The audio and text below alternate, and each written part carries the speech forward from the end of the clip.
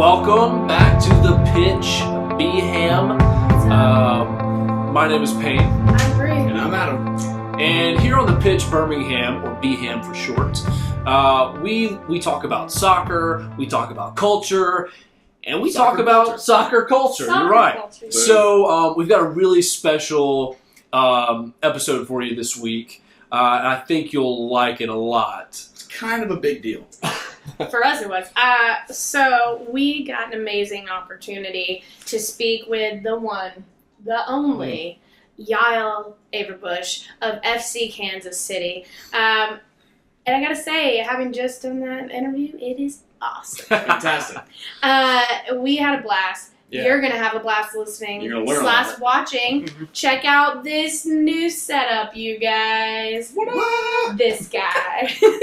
Twins. You might also be thinking, the pitch, you guys do a giveaway all the time. We do. I think We so. might have done that You? once or twice. Okay, yeah, I remember You something might be about a giveaway. thinking, I know you've got a backload of gifts to give away, and we go, yeah, we know, we're on it. But we have one more. Today in the interview, you will notice very discreetly behind us a few things that might be related to the one, the only, Yael Averbuch. If you can find the at least 3 things, you might Good just be a luck. winner. It's tough. We want to hold on to all that swag. So we made this question real hard. But wait, is there more, Adam? There actually is more. You want to make sure you stick around, pay attention, because we've got some local stuff in Birmingham that we're working on right now, coming up. So stick around, follow us on Facebook and Twitter, so you don't miss out on that. Some really cool stuff happening in the relatively near future. Stuff you're not going to want to miss. Especially if you've liked past interviews, for example. Yep.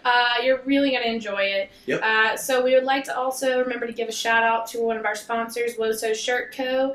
Absolutely. Also, Not just shirts, also awesome coasters. Awesome I got my coasters. new, I got my new Tobin Heath shirt, and I've got a coaster for Adam all lined up. We're gonna display that next podcast, so you can see exactly great. what we're talking about. It's pretty sweet. So thanks for watching our interview. and don't worry, next time we're bringing the cards back. That's right. Okay. That's right. And I'm going to win.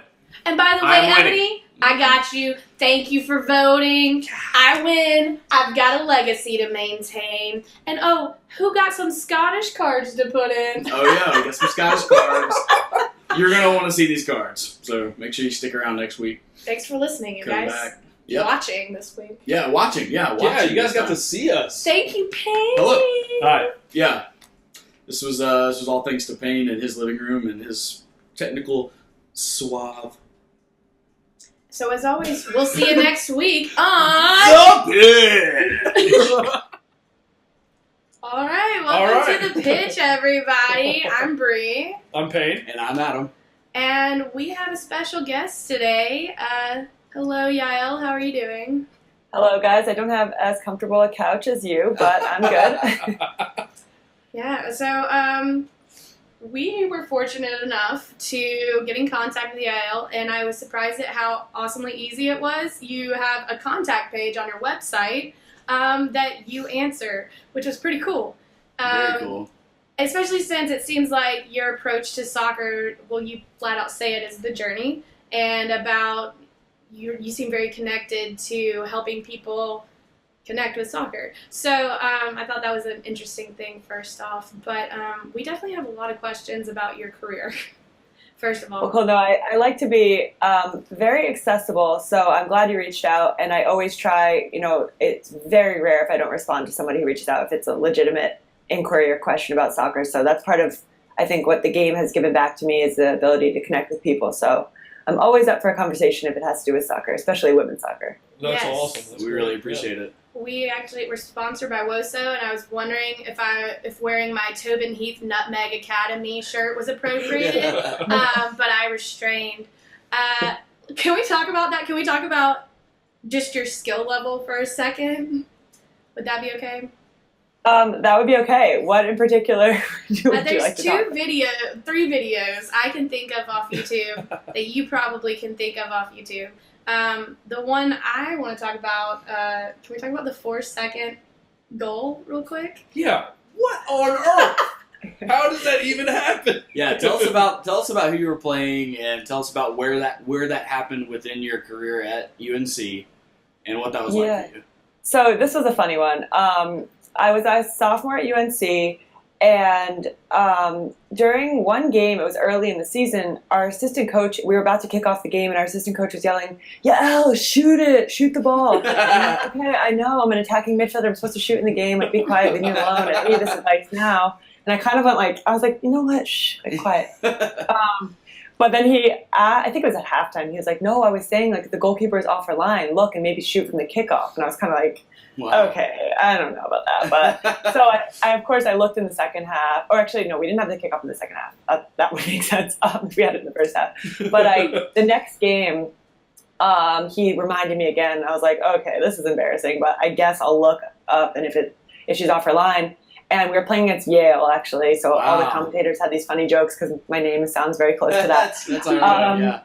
And I looked up, and she was off her line, so I was saying, okay, I guess I don't want to get yelled at, so I'll try this. And actually, so I just ran up. No one touched the ball. I just said, you guys don't do any like little tap or anything, just leave it. And I ran up, and as it left my foot, I was kind of like, whoa, that was actually like a pretty good strike. And it was sailing towards the goal, and I don't even think, it happened quickly, but I was just hysterical laughing because I didn't actually expect to score. I mean, you shoot that because you expect, okay, goalkeeper, get back off your line. She takes a couple steps back, catches it. It's like a warning.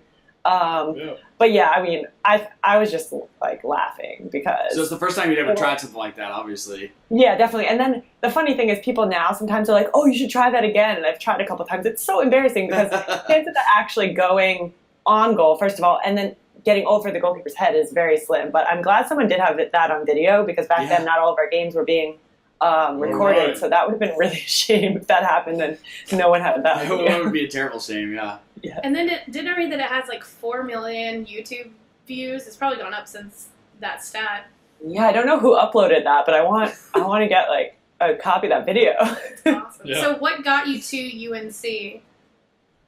Well, a lot of things. I mean, as a kid, once I started playing soccer and I knew a little bit about the women's soccer scene, I obviously heard of UNC as the famous Dynasty program, and I would watch all the VHS tapes with my dad. Yes. It was called actually Dynasty. It was a VHS series. I still have it somewhere. I like know all the lines by heart. It's really embarrassing. But I would watch those, and I said, this is where I want to go. I want to play on the U.S. national team. I want to go to UNC. Wow. So I made those things my goals. And, as the college process started when I got into high school, I was one of those people that was very skeptical of UNC. I thought, oh, what is this? They create these robots. I don't want to go there. I want to go play real soccer at, University of Virginia or UConn or one of these places that, another place I was going to defeat UNC and take down the champions. But the more I visited schools and every campus I stepped on, I thought I was going to go there. And actually, I did not like UNC when I visited it for the first time. I haven't told many people this. This is top secret info. Here on the pitch. We got the exclusive, guys. Wrap it up. Let's go. I actually had a really bad first visit. I went there with my dad, and the coaches forgot we were coming. We had emailed them, so they weren't even there. And the practice session was so bad. It was just a bad day, I think. And so we actually went, we were like, oh, forget this, we're going to go visit Duke that day. So we drove over to Duke's campus. I actually haven't told anyone. We drove over to Duke's campus with my dad, and we toured around Duke, and we were like, okay, we don't like this either, really. But then as my process kind of unfolded, I didn't really want to go to any of the other schools I was looking at. And I always felt like if I didn't go to UNC, I would definitely wonder what if for my whole career. And I felt that was a place, soccer-wise and just personally, that would challenge me the most. So I kind of said, reluctantly, to be honest, I said, you know what, this is what I have to do. I really feel strongly about this. So I ended up back there. It was better when I visited again. You played club soccer, right? Did you play high school, or were you just in the clubs? No, so I played club soccer all growing up, and actually, for a little while, I was the only girl on an all-boys team. Oh, nice. And then I opted out of playing high school soccer. At the time, that wasn't something people were really doing, but I just I didn't feel like it was going to be challenging to me, and it was something that I would have to do every day, so it was going to use a lot of energy and time. And I had some good boys teams I was training with and things that I didn't want to give up, so I kind of opted to not do that. At the time, I felt really bad, and it was kind of traumatizing for me because I still had to go to school with all the soccer players, and they would see me and kind of be like, where are you going when we have a game today? So that was a tough decision, but I think for me, it was the best thing. Yeah, it definitely worked out for you. That's awesome. And I would say that that's your style of play. Like, I coach little girls, and, we practice right next to the little boys, and they're like, well, we want to be doing that. I'm like, okay, let's do it. And I think that's so cool that that's sort of your background as well. Like, there is that desire. I think my favorite Sarah Silverman quote is like, don't tell little girls that they can be whatever they want to be, because it would never have occurred to them otherwise that they couldn't have.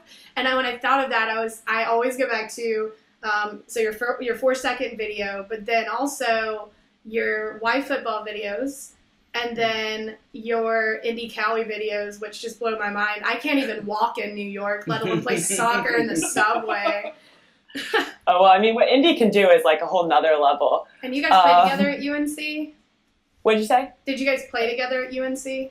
No, so we missed each other by a few years. Indy's a number of years younger than me. I had met her a bunch of times over the years, and then had actually, when she was going to go to UNC, I talked to her a little bit about the process and what it was going to be like. So I was kind of around a few years following my playing career there, and I met Indy and know her, and she actually took my old number at the time when she joined the team. So I was honored that she wanted to be number 17, which was my number.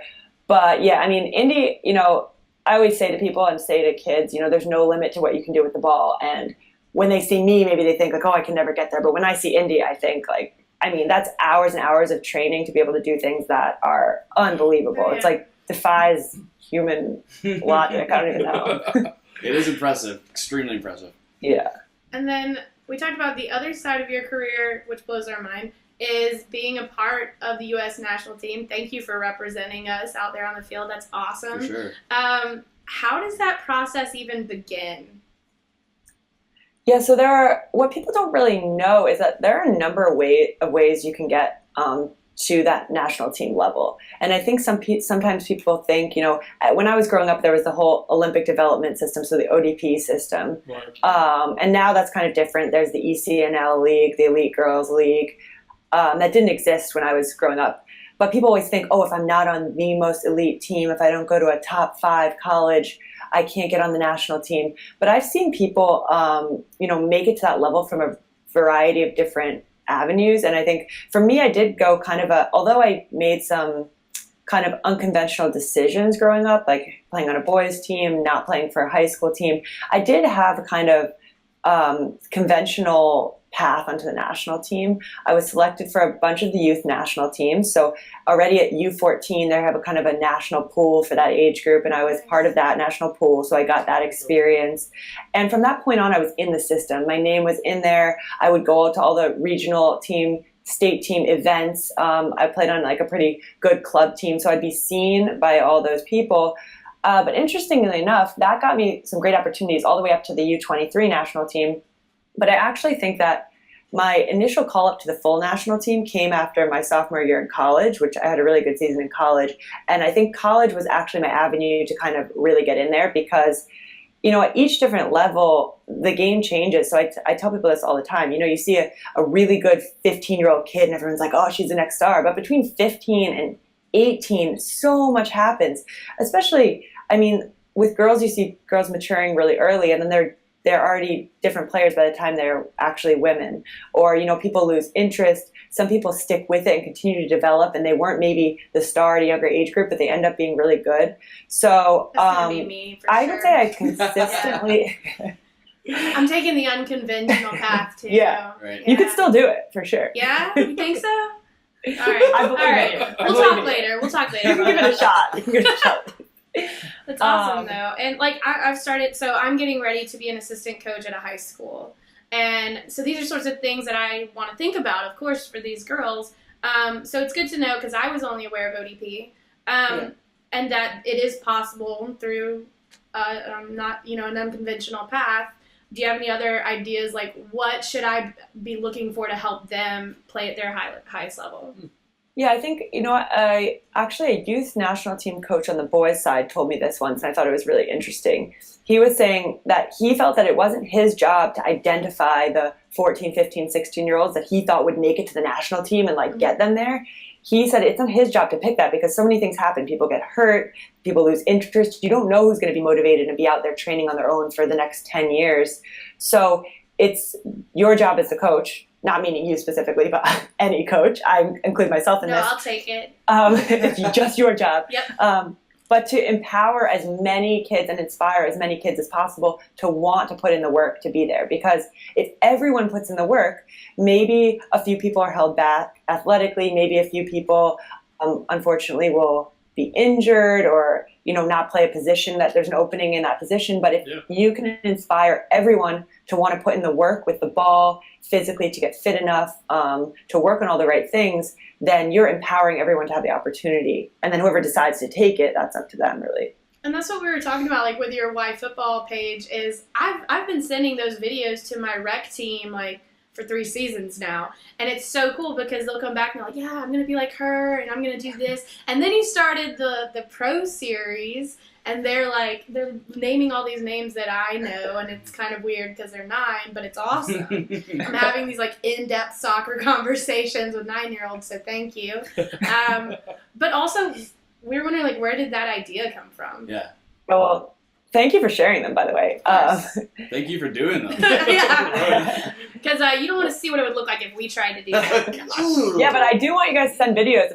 Everybody can try and send me videos. I like Okay. interacting. Okay. Deal. We'll send you a video and you see if you can do what we can do. Okay, I'll try my best. Oh, man. We were playing with one of my 10-year-olds last week, and she was just all-star, not even a goalie, stopping everything we were putting at her. Yeah. So I've got to step in and just say I'm brand new to the soccer scene, and I grew up mostly focused on basketball, baseball, football, and I guess kind of coming in with these 2 characters and experiencing some of the I guess just some of the wide variety of playing styles and just the amount of teams that are out there across the world and stuff like that just has really opened my eyes to this whole entire new lifestyle that I had never seen before. So I'm out here with this 10-year-old, and she is destroying me. My foot started hurting after maybe 5 kicks. So. She's playing barefoot, too, by the way. Yeah, We she should have was, actually. Oh, wow. You guys, this is going public. You're embarrassing yourself. Yeah. No, it's no, okay. We no, already no. do that every week. Yeah, I'm okay with it.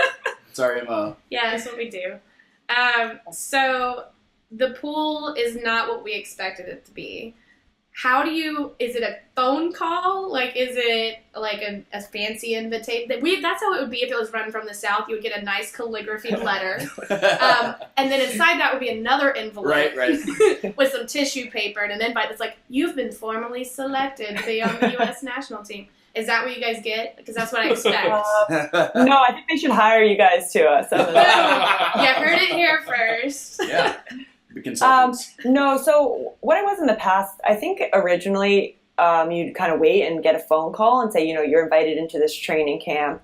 And then sometimes at the end of the training camp, they would either announce to the group the roster for the next event, or you'd again wait for a phone call to see if you were invited to the next event. So basically it's an ongoing process of selection. So there's no guarantee you're invited to anything. So each training opportunity and each opportunity to make a roster, each game even, sometimes there are more players at the game than are allowed to even be on the bench on the roster. So I've done that a number of times. I've sat in the stands, but but you went to the camp, and that's what I think is important. That's awesome. So they're basically it's a constant selection process, and now a lot of it's by email. So you'll get an email. You've been selected for the whatever training camp, and it's funny, they always BCC everyone, so everyone wants to know who's invited, but you can never see, usually. Yeah. But so that's usually how it works. And then obviously some people, the veteran players, know they'll be going. Yeah. But you always have the amazing people like Heather O'Reilly who will say every time, if I'm invited to the next camp, I'm like, hey, you've been on the team for 16 years, you don't have to say that anymore. But technically, that's true. It's if you're invited every time. No one's guaranteed to make any team or any roster at any And point. is it like a scouting team that's evaluating? Do they have the coaching staff at some of these? What's that like? Who's looking at you? Yeah, so it changes over the years. With the youth national team system, there is some sort of network, I think, that people are going to all the big youth tournaments. They used to be at the Olympic Development Program, like ODP events. Now I think they're at the most elite girls events. But as you get closer up, I would say that there are people watching some of the top college games. So that's why I was saying you could not be involved in the youth system at all and then have a really good college career and get called into the national team. You can not even have a good college career and then do well as a professional player and get called into the national team. So that's one other reason why the NWSL, the professional league, is so important, because hopefully that will be an avenue for people to continue to be seen if their name is kind of known, but they're not really in there, or maybe just to be discovered. You never know who goes to a preseason of a professional team, does really well, and then has a breakout season. So hopefully. Well, that's like we were talking with Caroline Stanley from Seattle Reign last week, and she wasn't drafted, and that was the cool thing about her career, and that just emphasizes what you're talking about as well, is that it seems like what you're saying is the NWSL and the growth of the youth soccer movement is really making it, instead of a one-way track, there are multiple options to it, which seems, makes sense to me. That's really cool. Yeah, I think that's ideal. I mean, for any identification system, you don't want it to be, if you're not in the one track, then you have no chance, because then you could be missing out on some talent. Yeah. So how did you get involved with NWSL? So kind of long process, but long story short, when I left college, the WPS was the current women's league, and I played in that league for the 3 years it existed, and then it folded. Right. And when it folded, I, being kind of optimistic about it, I was like really shocked when everyone else was like, "You couldn't see that coming, come on." But was everyone else like, really, or what was the attitude there were mixed feelings about it. That we had heard as players from the inside that there was some turmoil. We knew it was a little bit up in the air, but I was still always like, you know what, they're going to work it out. It's going to exist. And then a bunch of us were actually playing pickup training together in New Jersey, and we stopped for a water break or something and saw the email that there was going to be no league, and we were all like, "Oh, are you serious? Like, come on now." Now we have no job. All of a sudden, we have to. What a way to find out. What'd you say? Just like a random email kind of thing. It's just kind of what a weird way to find out. Yeah. That's definitely when you should send a formal letter. I'm just going to say right now. Yeah. That would have been or a phone call even. Yeah. A phone call, yeah. A phone call would be nice. So then after that, there was a break between women's leagues, right? For how long? Yeah, there was 1 year where there were no leagues, and during that year, I went and played a month in Russia. Long story, but that was not a very good experience. Then I came home for a while. I played on a W League team, just a semi-pro team during the summer. And then that fall I went and I went to Sweden to play. And I basically agreed to a contract that was a 3-month contract, really short. But if I liked it there and they liked me, then we could mutually agree to extend it for the whole following season. So I was playing in Sweden and I really enjoyed it. And during the end of my time in Sweden, I heard that there was going to be the new league, the NWSL, starting up.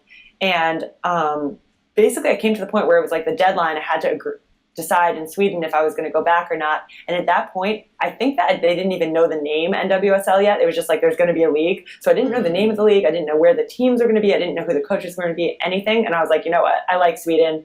I want to play in the U.S., but I'm not going to just leave a good situation here and then have no idea what I'm getting into. So I stayed during the first year of NWSL in Sweden, but then came back. Cool. And you were with the Breakers at first? No, I came back to the Washington Spirit. That's right. And then you were traded to FC Kansas City. The second year they won a championship. What's that like? Yeah, so actually it was interesting. That sort of like, I will never know what that feels like, so please tell me. It was an interesting process. What happened actually, when I came back to play for the Washington Spirit, I was still on the national team at the time. So technically I got allocated. They sent me to the Spirit, which I was happy about. I wanted to play there. But during that season, I got released from the national team. So at the end of the season, I was just a free agent, basically. Mm-hmm. And I was kind of trying to figure out what was going to be best for me as a player. And I got a text from the general manager of Kansas City, and it was like, "Hey, do you want to come play midfield for us?" And I always really admired how Kansas City played.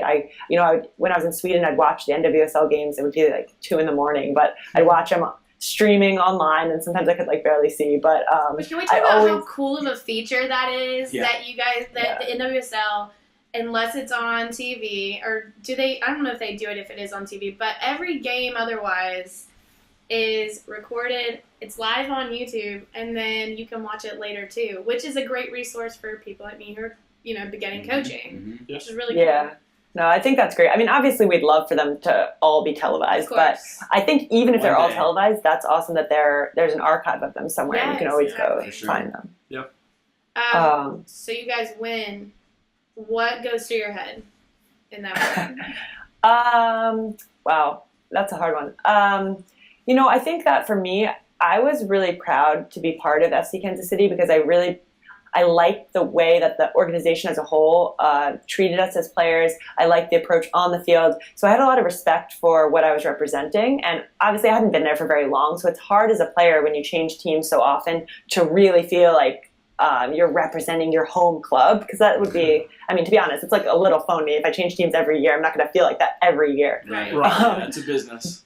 Yeah, but at the same time, I did feel strongly that it was important that FC Kansas City won, and also to have a repeat champion, I think, in this league is really important because as we're developing the league, it's tough if there's just a new team winning every year. It's kind of a good sign that there's starting to be a pattern developing. Mm-hmm. So I felt strongly for a couple reasons that I really wanted our team to win because I think that FCKC does things the right way in general. And for me, I think the teams that do things the right way should be rewarded. Especially based off this last blog that you wrote right before the championship, where it talks about the reality of being a female soccer player, even professionally, and that's something where when we talk every week, we'll talk about what they're doing in Europe for the men's team, and then we have to like rein it in on the women's side and be like, yeah, but they're still flying coach and like all this stuff. Like you see Ronaldo out there with like his fancy underwear line and stuff. Like you're not gonna see that from NWSL because like you guys don't.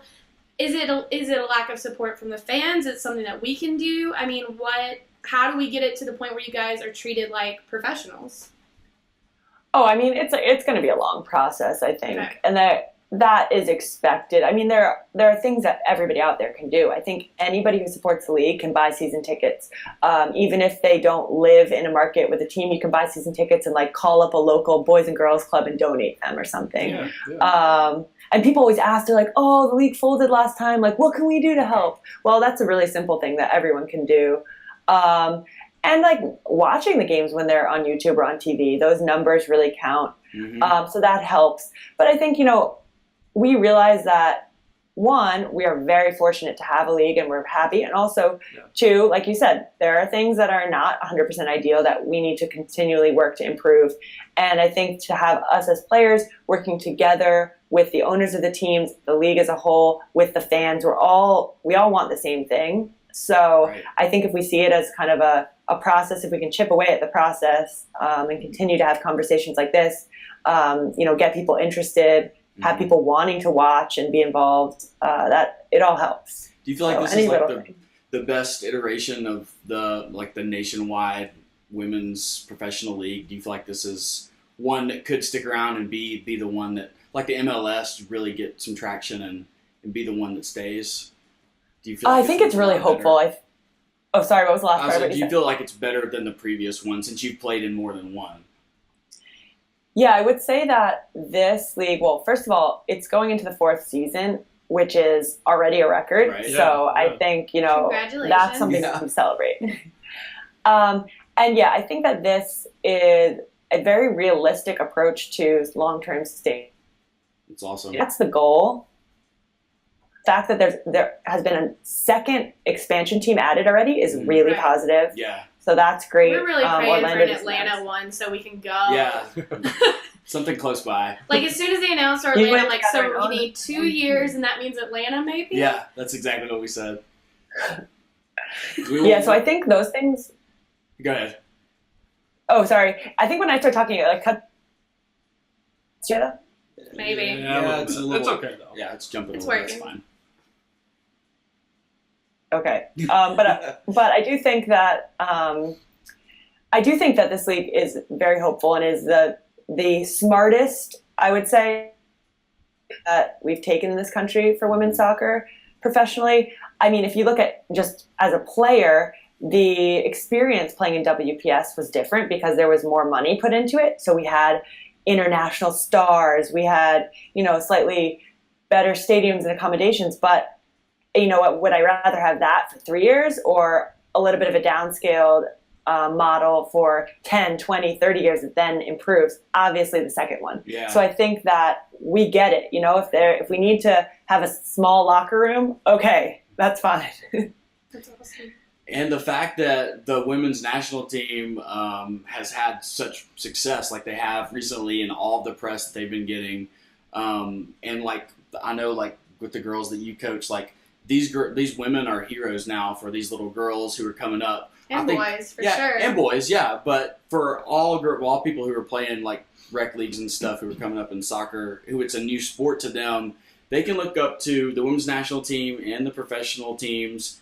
And I think that will also help. What do you think in terms of like, do you feel like it's going to have more driving support behind it because of the way the sport's growing in general nationwide? Yeah, absolutely. I think that winning the World Cup was huge for many reasons. Obviously, Right, it's yeah. huge. It was not a big deal. I'm just going to go on record. No big thing. No, I'm just kidding. But I think that that is very helpful to growing women's soccer in our country, Yeah. but I think only if we leverage it properly. Mhm. And I think that it was really good this year because we saw huge increases in crowds. We had Mhm. celebration games when those players came back. Mhm. But I think what we need to continue to do is connect those players with their NWSL teams so Right. that people know, let's see, for example, people know Carly Lloyd not only as U.S. women's national team star, but as Houston Dash midfielder. Right. Exactly. And they want to see Houston Dash play every week so they can watch Carly Lloyd. Yes. So that connection's important. That's what we were thinking, and that's what we try to talk about too on our podcast. Is not just like the big things that are going on, but like bring people into the professional leagues and other leagues that are happening. If players go and play, in Europe or in somewhere else. I think that the fact that it's a global sport, a lot of times it gets lost sometimes here in America, but it just seems to me like, because I've been around it for a long time, I played when I was really young, but it just feels to me like it's really picked up the pace of growth in America, popularity-wise and awareness-wise. So Like it's becoming the thing. yeah, it is. It's a big deal now, I think, and I just, we were just curious if you felt that way from your side, from your perspective. Are you feeling the love as a player? Yeah. Yeah, I think, it's hard for me to say because soccer, since I was young, neither of my parents played soccer. So, ever since I started playing, it's been my whole life. I've traveled to Europe. I see what it's like there. I come back here. I'm involved in the soccer community here. So it's hard for me to feel the change, I think. Mhm. But I definitely do know that when I go to Europe, soccer's everywhere. I mean, Of course, yeah. it's like football, basketball, baseball Right. combined Right. here. Yeah. So I think There are that we have riots, right? a lot Like of stuff. it's intense over there. Yeah. Yeah. So you told us that we still have a chance. There are things that we can do. Mhm. You mentioned that you're released from the U.S. team. So does that mean that we have a chance of seeing you in the Olympics, or no?